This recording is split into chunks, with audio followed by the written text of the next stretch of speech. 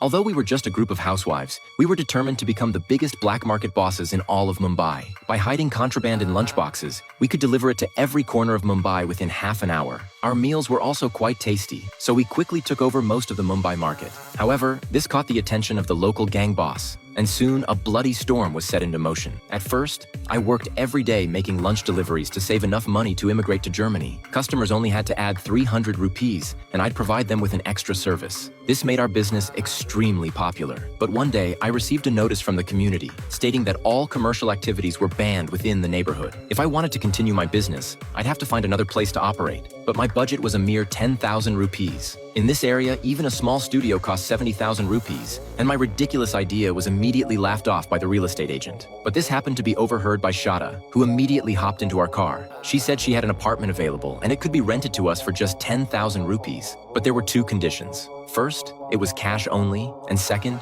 we absolutely couldn't let our boss find out. So, we immediately rented the apartment. But just as we were about to launch, my boyfriend said he had a gift for me. At first, I was happy, but then he suggested we sell his contraband. He said it would make a lot more money than before. I immediately rejected his offer. Selling that stuff could land us in jail. But then, he played a video. To my surprise, he was using my video to blackmail me. I demanded he delete it, but just then, I was interrupted by a phone call. It was my boyfriend's employer calling. During the day, I worked as a maid for someone else while still making time to do lunch deliveries. Everything I did was for my daughter. But that day, when I got home, I witnessed a terrifying scene. My boyfriend was letting my daughter play with his phone, and I rushed over to snatch it away. Thankfully, she was just watching cartoons. Then, my boyfriend pulled out the bag from earlier that day. I had no choice, so I obediently did what he said. Next, I divided the contraband into smaller bags and placed them in the lunchbox. I kept glancing nervously at Raj, fearing she might notice something was off. Once everything was ready, I set out to make the deliveries. With the lunchbox in hand, I felt terrified. On the way, I almost collided with an older woman on the road. Meanwhile, Shada ran into trouble. Her boss asked her to take some clients to see an apartment in the city court building, which happened to be where Raj and the others were cooking. This was bad news for us. If the boss found out, Shada would lose her job. Soon, Shada arrived downstairs. She told the two clients that the apartment not only had no elevator, but was also old and outdated. The clients said they didn't mind and could use the stairs. Meanwhile, we had just received the news and hurriedly started tidying up the place. Looking at the contraband in my hands,